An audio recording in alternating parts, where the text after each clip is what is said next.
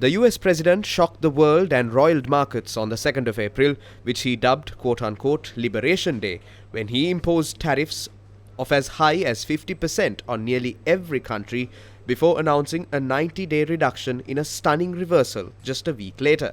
That pause, however, is ending on the 9th of July, and Trump said in an interview on Fox News that he does not intend to extend the deadline, although he added, quote-unquote, "I could. No big deal." All right, so July 9th is coming up. What are you going to do about the end of the pause in the tariffs?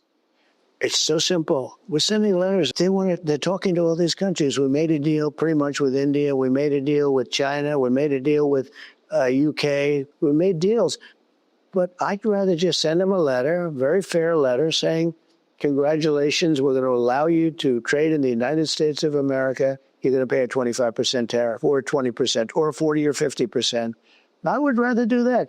So when I get we're not going to extend the pause? I don't think I'll need to, because I could. There's no big deal.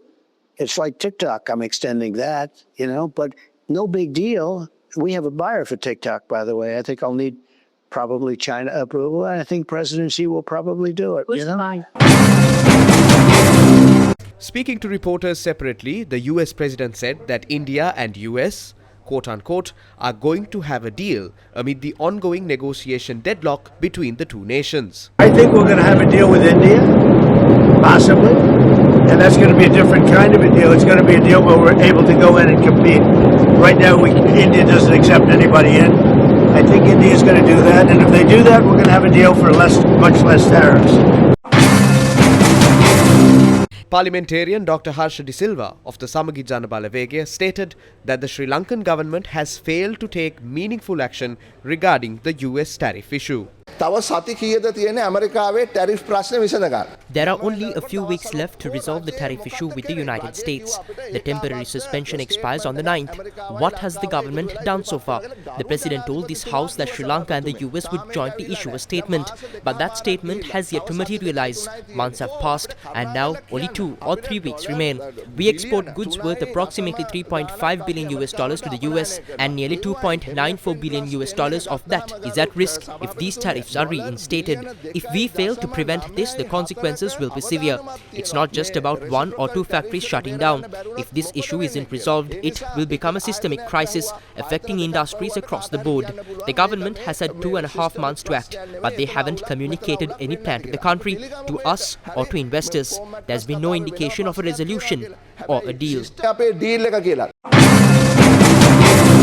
In 2024, 23% of Sri Lanka's total exports were directed to the United States.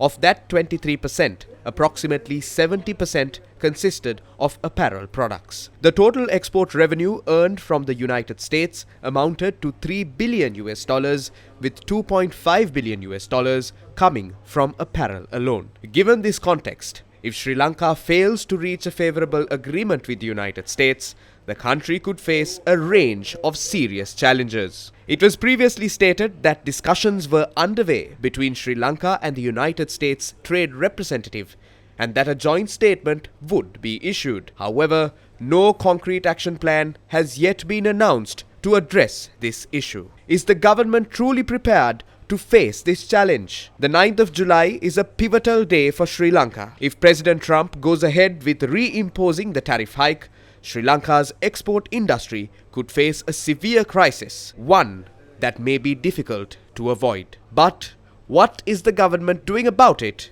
now? A matter for public attention.